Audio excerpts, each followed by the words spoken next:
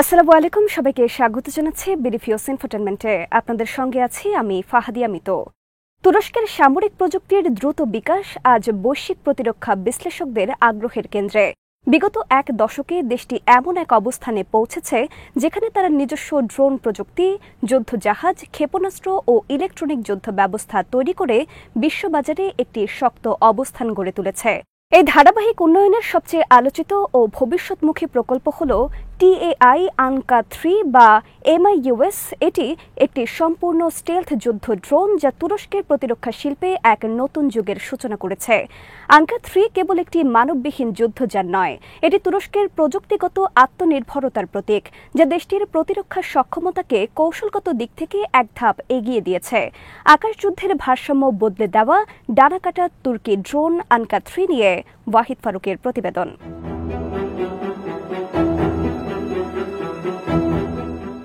আজ এই ড্রোন শুধু তুরস্কের নয়, বরং সমগ্র মুসলিম বিশ্বের সামরিক প্রযুক্তি বিকাশের প্রতীক হয়ে দাঁড়িয়েছে।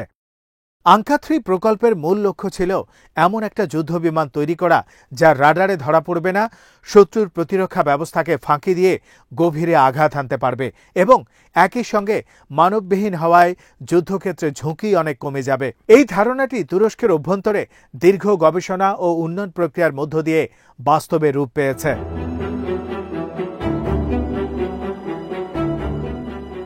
আঙ্কা সিরিজে শুরু হয়েছিল তুরস্কের রাষ্ট্রীয় প্রতিষ্ঠান টার্কিশ অ্যারোস্পেস ইন্ডাস্ট্রিজ বা টিএআই এর হাত ধরে।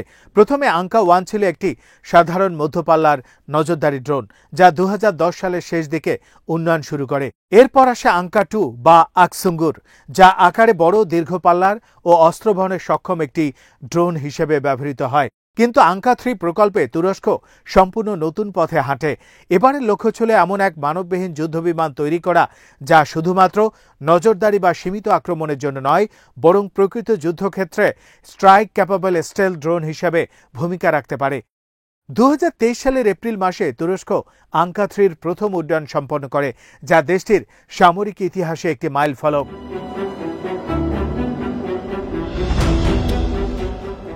আঙ্কা-3 নকশা একদমই আলাদা ও আধুনিক। এর ফ্লাইং উইং ডিজাইন মানে এটি ঐতিহ্যবাহী লেজ ও ফিউজলাজ ছাড়া একটানা ডানার মতো একটি গঠন, যা স্টেলথ বৈশিষ্ট্য বাড়াতে সাহায্য করে।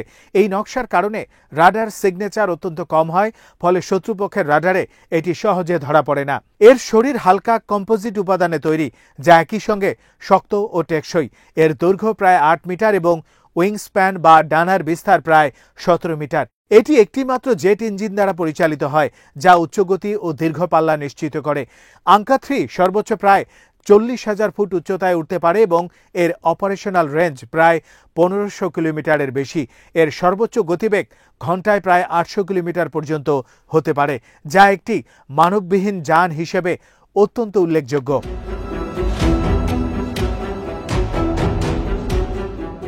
এই ড্রোনের অন্যতম বৈশিষ্ট্য হল এর ইন্টারনাল ওয়েপন্স বে, অর্থাৎ অস্ত্রগুলো এর শরীরের ভেতরে বহন করা হয় যাতে রাডারে প্রতিফলন কম হয়।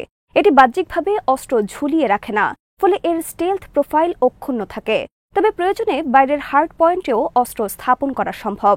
আঙ্কা-3 বিভিন্ন ধরনের অস্ত্র বহন করতে সক্ষম, যেমন SOMJ ক্রুজ মিসাইল, MAM-L ও MAM-T স্মার্ট বোমা, টুবিটাক সেজ দ্বারা তৈরি ক্ষেপণাস্ত্র ইত্যাদি। এছাড়া এটি ইলেকট্রনিক যুদ্ধ সরঞ্জাম, ডিকয় সিস্টেম, রাডার জ্যামার ও রিকনেসেন্স পডও বহন করতে পারে।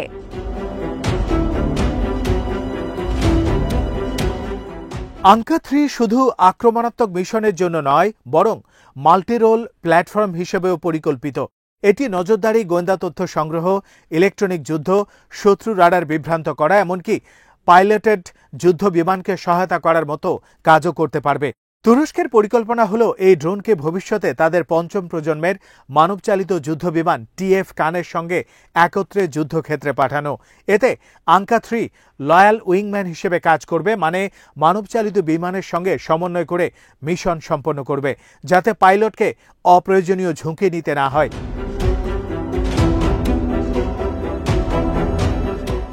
এই ধারণাটি আসলে আধুনিক যুদ্ধ কৌশলের এক নতুন ধারা। যুক্তরাষ্ট্রের SQ-58 ভলকায়ার রাশিয়ার S-70 অখটনিক এবং চীনের GJ-11 শার্প সোর্ডের মতো উন্নত দেশগুলো এই ধরনের ড্রোন তৈরি করছে। তুরস্কের আঙ্কা 3 এখন সেই তালিকায় জায়গা করে নিয়েছে, যা প্রমাণ করে দেশটি বিশ্বমানের প্রতিযোগিতায় প্রবেশ করেছে।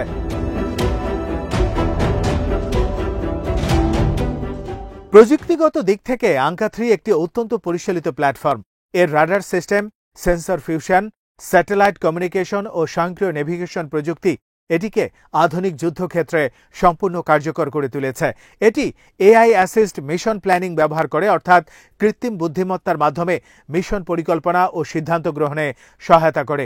এটি নিজে থেকেই লক্ষ্য শনাক্ত করতে পারে, পরিস্থিতি অনুযায়ী আক্রমণ বা পিছু হটার সিদ্ধান্ত নিতে পারে এবং মিশনের মাঝেই পুনর্নির্দেশনা নিতে পারে। আঙ্কা 3 এর কমান্ড ও কন্ট্রোল সিস্টেম তুরস্কের নিজস্ব সফটওয়্যার দ্বারা নিয়ন্ত্রিত, ফলে বিদেশি প্রযুক্তির উপর নির্ভরতা কমেছে এবং সাইবার নিরাপত্তাও বেড়েছে।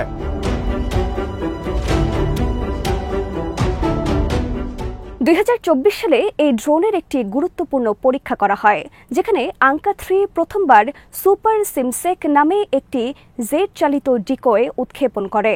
এই সুপার সিমসেক আসলে একটি ছোট জেট ড্রোন, যা শত্রুর রাডারে যুদ্ধবিমান হিসেবে ধরা পড়ে ও তাদের প্রতিরক্ষা ব্যবস্থা বিভ্রান্ত করে। আঙ্কা 3 যখন এই ডিকোয় ছোড়ে, তখন শত্রুর রাডার এটিকে একাধিক বিমানের মতো দেখতে পায় এবং প্রকৃত আক্রমণকারী বিমানের অবস্থান শনাক্ত করতে ব্যর্থ হয়।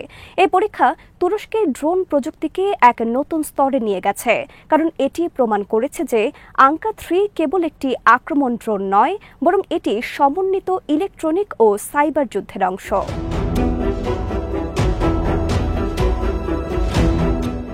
তুরস্কের প্রতিরক্ষা বিশ্লেষকরা মনে করেন আঙ্কা 3 ভবিষ্যতের যুদ্ধে ফোর্স মাল্টিপ্লায়ার হিসেবে কাজ করবে, অর্থাৎ এটি তুরস্কের বিদ্যমান যুদ্ধবিমান, ক্ষেপণাস্ত্র ও নৌবাহিনীর সঙ্গে সমন্বয় করে সামগ্রিক যুদ্ধ ক্ষমতা বহুগুণ বাড়াবে।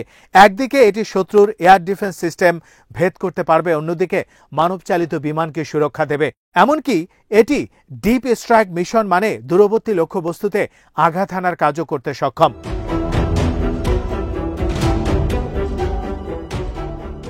আঙ্কা 3 সমুদ্রের উপরে চলমান জাহাজ, সীমানার বাইরে থাকা সামরিক ঘাঁটি বা ভূগর্ভস্থ শত্রু অবস্থান লক্ষ্য করে নির্ভুল আক্রমণ চালাতে পারে। এই ড্রোনের আরেকটি বড় দিক হল এর ব্যয় সাশ্রয়ী উৎপাদন প্রক্রিয়া। তুরস্ক তাদের নিজস্ব শিল্প ঘাঁটির মাধ্যমে অধিকাংশ উপকরণ দেশেই তৈরি করেছে, ফলে আঙ্কা 3 উৎপাদন খরচ তুলনামূলকভাবে কম, যা ভবিষ্যতে আন্তর্জাতিক বাজারে বড় সুবিধা এনে দেবে। বর্তমানে কয়েকটি দেশ ইতিমধ্যে এই ড্রোনের প্রতি আগ্রহ দেখিয়েছে, বিশেষ করে পাকিস্তান, আজারবাইজান ও কিছু মধ্যপ্রাচ্যের দেশ। যদি তুরস্ক এটি রপ্তানি করতে সক্ষম হয়, তাহলে দেশটির প্রতিরক্ষা রপ্তানি আয় আরও বৃদ্ধি পাবে।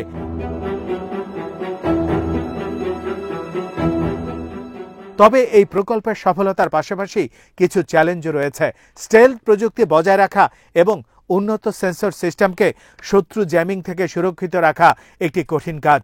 এছাড়া ড্রোনের সফটওয়্যার ও কমিউনিকেশন সিস্টেমকে সাইবার আক্রমণ থেকে রক্ষা করাও অত্যন্ত গুরুত্বপূর্ণ। তুরস্ক এই বিষয়গুলো মাথায় রেখে ক্রমাগত উন্নয়ন করছে এবং প্রতিটি পরীক্ষার মাধ্যমে দুর্বল দিকগুলো চিহ্নিত করে সংশোধন করছে।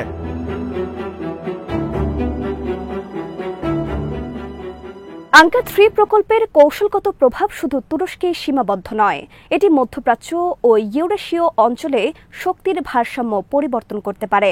বিশেষ করে গ্রিস, ইসরায়েল এমনকি যুক্তরাষ্ট্রের উপস্থিতির বিপরীতে এটি তুরস্কের আকাশে এক ধরনের স্বনির্ভরতা দেবে। অন্যদিকে তুরস্ক যদি তার ড্রোন প্রযুক্তি মুসলিম বিশ্বের অন্য দেশগুলোর সঙ্গে ভাগ করে নেয়, তবে এটি এক ধরনের সামরিক সহযোগিতা জোট গঠনের সম্ভাবনাও তৈরি করতে পারে।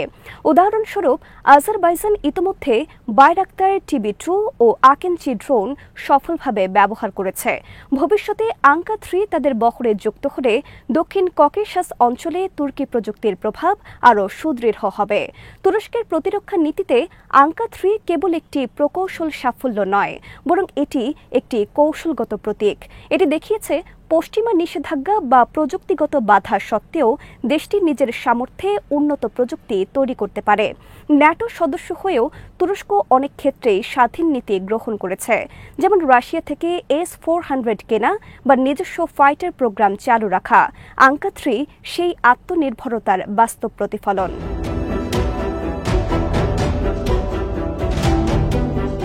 তুরস্কের আঙ্কা 3 এর পাশাপাশি আরও উন্নত সংস্করণ নিয়ে কাজ করছে, যেখানে কৃত্রিম বুদ্ধিমত্তা, স্বয়ংক্রিয় টিম অপারেশন ও হাইপারসনিক কমিউনিকেশন প্রযুক্তি যুক্ত করা হবে। ভবিষ্যতে একাধিক আঙ্কা 3 একসঙ্গে সোয়ার্ম আকারে পরিচালিত হয়ে সমন্বিত আক্রমণ চালাতে পারবে, যা আধুনিক যুদ্ধের ধরন সম্পূর্ণ বদলে দিতে পারে।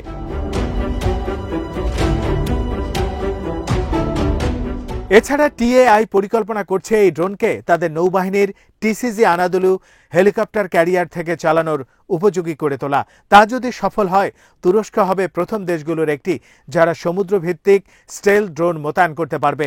এটি তুরস্কের আঞ্চলিক নৌশক্তিকে ব্যাপকভাবে শক্তিশালী করবে এবং পূর্ব ভূমধ্য সাগরে দেশটির অবস্থান আরও মজবুত করবে। আঙ্কা 3 প্রকল্পকে কেন্দ্র করে তুরস্কের সামরিক শিল্প খাতেও এক ধরনের পুনর্জাগরণ ঘটছে। শত শত স্থানীয় প্রতিষ্ঠান এতে অংশ নিচ্ছে, যা দেশের প্রযুক্তিগত দক্ষতা বৃদ্ধি করছে এবং তরুণ প্রকৌশলীদের জন্য নতুন কর্মক্ষেত্র তৈরি করছে। ফলে এটি শুধু প্রতিরক্ষা নয়, অর্থনীতিতেও ইতিবাচক প্রভাব ফেলছে।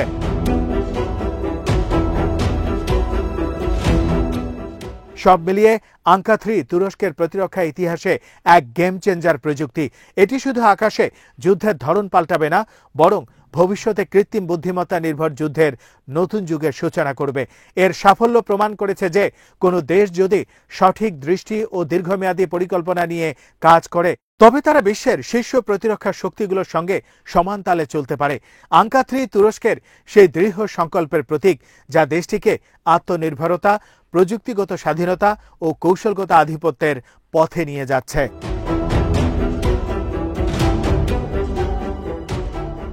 উপসংহারে বলা যায়, আঙ্কা 3 শুধু একটি ড্রোন নয়, এটি তুরস্কের আধুনিক সামরিক দর্শনের প্রতিফলন। এর স্টেলথ নকশা, বহুমুখী সক্ষমতা, কৃত্রিম বুদ্ধিমত্তা ও স্বয়ংক্রিয় যুদ্ধ ক্ষমতা তুরস্ককে 21 শতকের যুদ্ধক্ষেত্রে এক নতুন শক্তি হিসেবে প্রতিষ্ঠিত করবে। এটি প্রমাণ করেছে যুদ্ধ আর কেবল পাইলট ও মানুষের হাতে সীমাবদ্ধ নয়, বরং প্রযুক্তি ও কৃত্রিম বুদ্ধিমত্তার যুগে প্রবেশ করেছে।